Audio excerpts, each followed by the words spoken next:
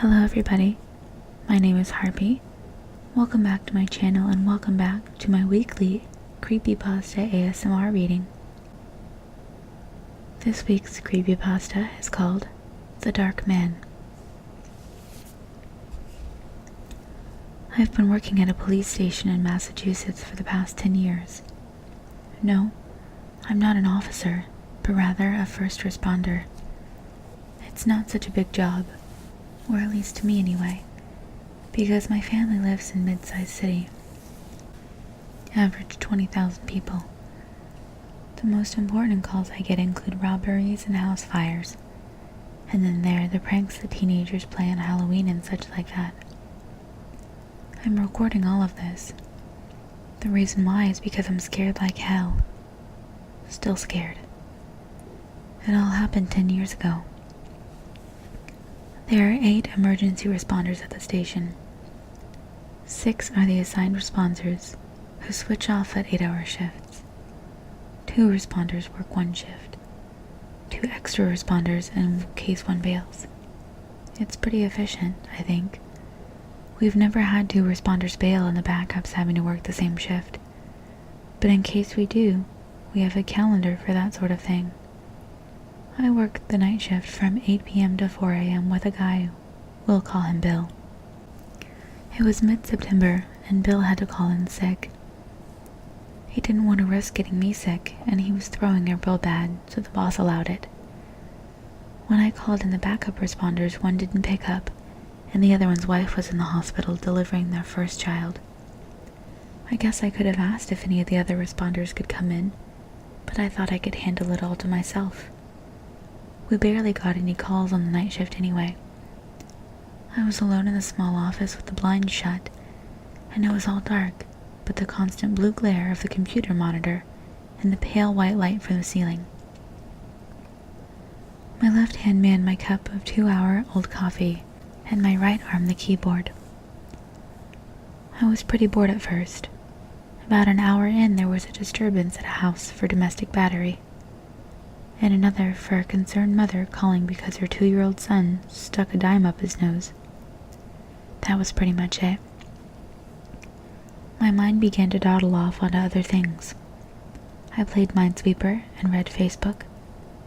I didn't get another call until about 2 in the morning. I clicked on it. 911, what's your emergency? I asked. Heavy breathing replied in a small screen of static. It sounded like a girl. Hello? It replied. Someone's watching me. Can I get an address?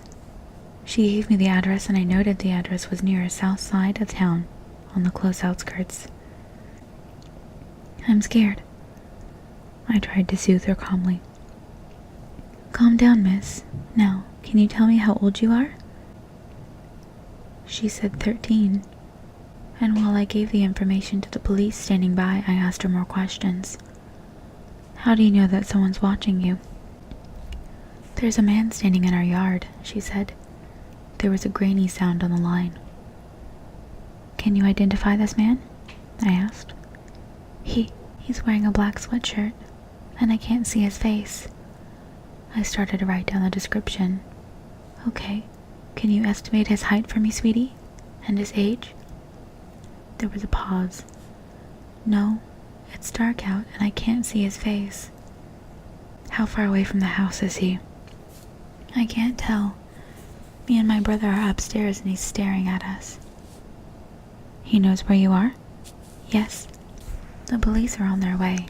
Please, I need you and your brother to get away from the window and somewhere where he can't find you.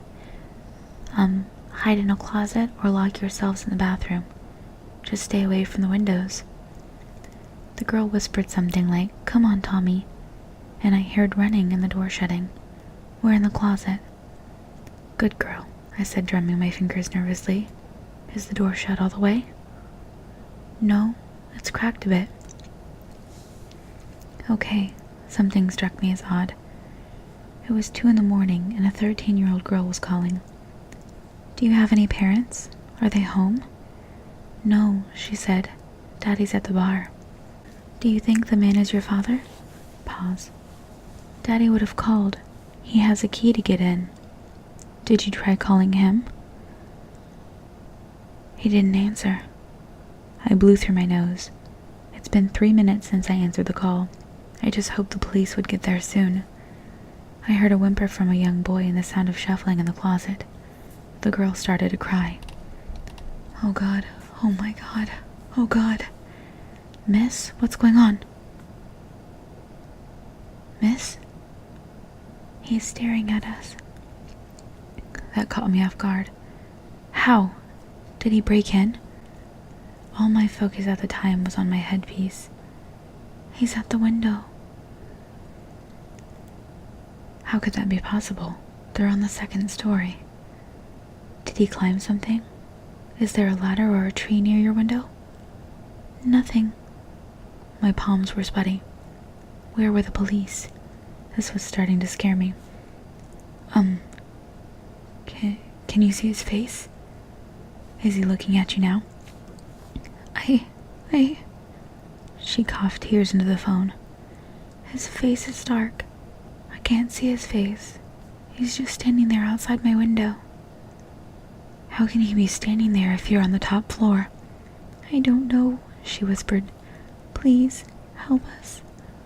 The police should be there soon. Be strong. Can you be strong for me? Yes, sir. The next thing I heard was the sound of glass shattering and a mix of screaming. My blood ran cold. Miss? Hey, are you two okay? Hello? He's in the house. Is he moving? No, just standing there, staring at me. Can you identify him now? The sound quality sounded as if you were recording something at a windy beach. It had that graininess to it. She breathed into the phone. My mom's with him. What? So is it your father then? No. But your mother's there? Yes. But it can't be her. Why? Mommy died last year. There was a scream and static off the phone. I jumped in my seat, trying to calm myself down. There was a thunk of wood as if the phone was dropped. I was desperate. Help was on the way. Hello? Miss? Hey, are you alright? What's going on? Then the girl's voice. It's alright, Mr. Operator. We're fine now. What? What happened? The dark man just wants to play with kids. He wants to play with us. My voice was caught in my throat. What was she talking about? Miss? We're happy, the girl said. But it wasn't exactly the petrified voice of a preteen I just heard seconds ago. It was darker, disturbed, monotonous. Everyone's here. The dark man, Mommy, me and Tommy, and our friends. There's others? They just wanted us to play with them. No, what's going on? Your daughter Emily is here too. My eyes widened. How do you know my daughter's name? Emily was my youngest daughter of 2, only 3 years old. I have a picture of her in my wallet with my wife and 18-year-old Becca. It's okay, Mr. Operator.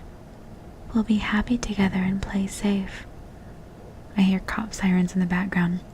Miss, stay where you are. Help is there. The phone line went dead. I was freaking out. Was this some sort of elaborate prank? It had to be. My wife was at home watching TV. Emily was asleep, and Becca was either with her mom or studying for a college test. The static sounded too loud in my ears, and I threw the earpiece at the monitor. It was then I realized that another call had beeped in, one I didn't hear the alert for. I clicked on it and saw the address. My house. At the station, all of our calls are recorded until the call ends, so I was able to bring up a record of the call. It was the house phone. I played it. Dad, I froze at Becca's panicking voice. Why aren't you picking up? I'm in the bathroom with Emily. There's a guy at our house and I think he's standing right outside the door. I think Mom's dead. My voice choked. Pick up. He's outside. Help us. She screamed and the call ended. That night, 2 things happened. I arrived at my house after dispatching the police and found both my wife and Becca dead. Becca was in the bathroom, and her mom was at the foot of the stairs, as if wanting to run up after Becca and protect our children. Emily went missing, and so did the 2 children that called 911. I failed to save 5 lives that night, including my own family. How could I not have heard the notification of the other call?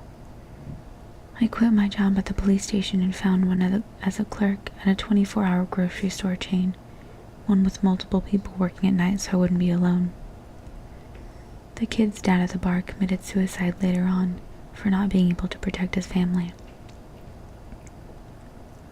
As for this dark man, no investigation was done for him. The description was so vague that it could be anyone. Now I'm beginning to wonder if it was a person at all. No human could just stand outside of a second-story window. There were investigations to find my daughter and the 2 kids, though, which is still an open case. I'm sitting at home in my dinky living room, still recording this. It's 7 at night, and 1 more hour until my shift starts. Why am I telling you this? Do you think I'm just some person who made up this story to get sympathy? Someone who suffers post-traumatic stress and constantly tells lies to cover up the real story of why their family's dead? I'm telling you this because I'm still scared, even after all this time.